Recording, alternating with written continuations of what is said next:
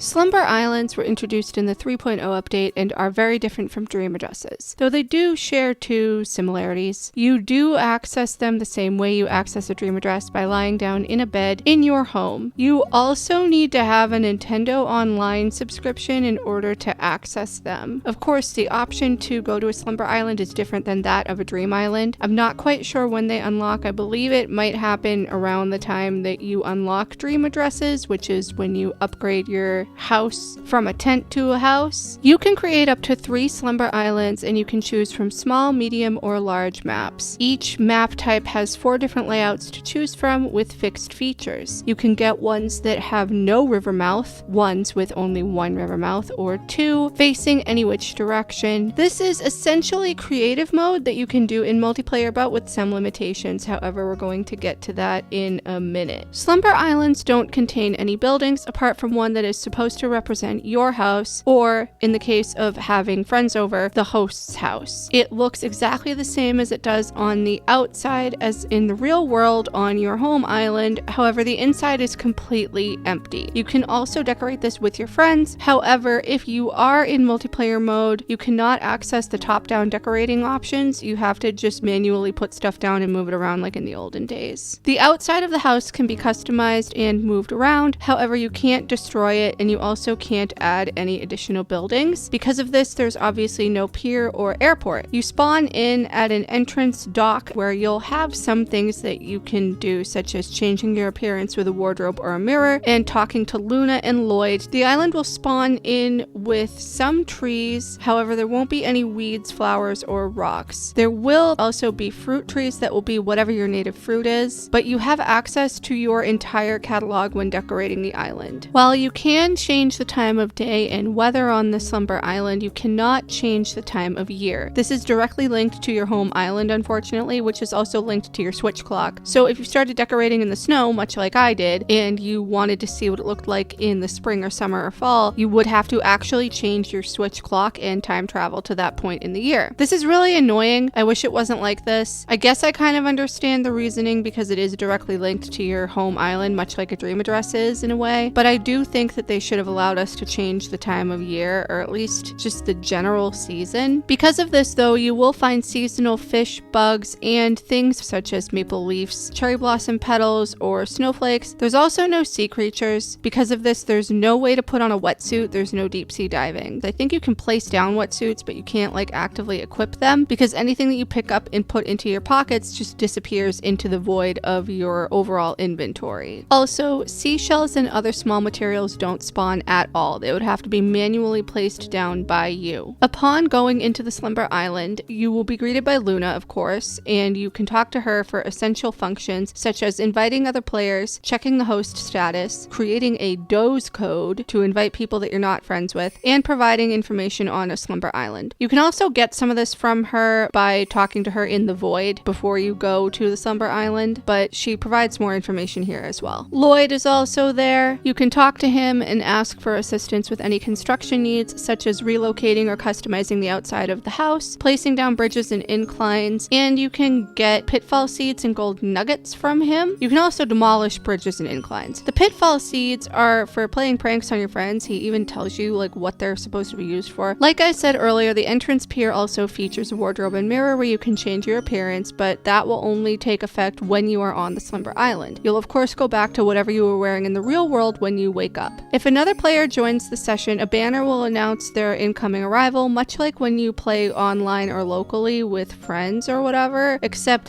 this is way faster. I saw it in action during last Crosshair Standing because I have not actually done anything with Slumber Islands with another person yet. I've only done stuff myself, and I wish that entering and exiting a regular island were like this through the airport, where it was just the banner and then a little fade to black and then it reloaded and everybody was fine. To leave a Slumber Island, you do have to go back to the pier and lay down on your bed and confirm that you want to leave. I think if you're the host, you can potentially end the session for everybody or just minus out yourself if you're playing in single player. The custom design app also functions a little differently while on Slumber Islands. Each Slumber Island has its own design slots that are entirely separate from those on your home island, and they're also shared between everybody within the session. You can carry over custom designs from your home island onto the Slumber Island. However, you cannot access the custom design portal, and you cannot bring designs from a Slumber Island into your own custom design app on your Nook phone. Speaking of the Nook phone, only the camera, custom designs app, map, best friends list, and chat log are available and will function as normal. However, the Island Designer app through the Nook phone can only be used to request cleanup, and only when no other players are present. You use the plus button to cycle through construction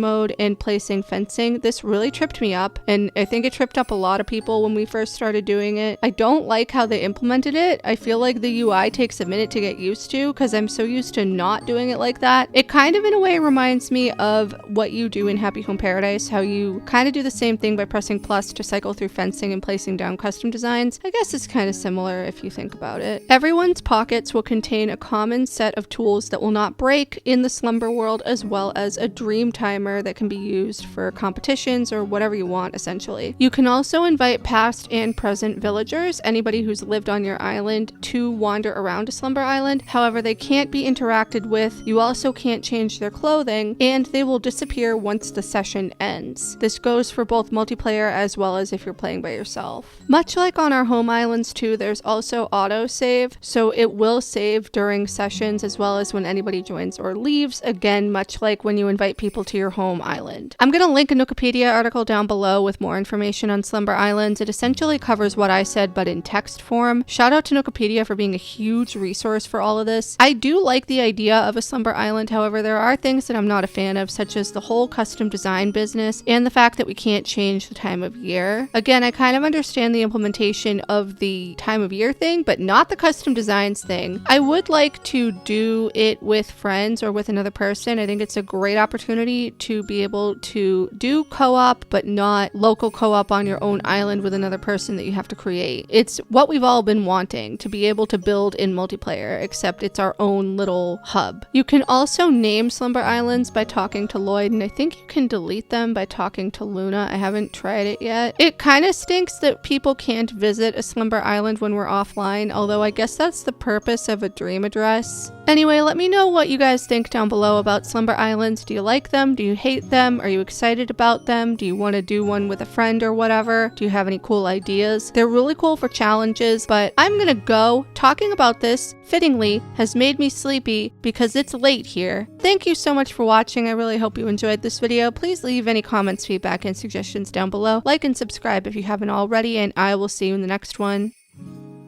Bye.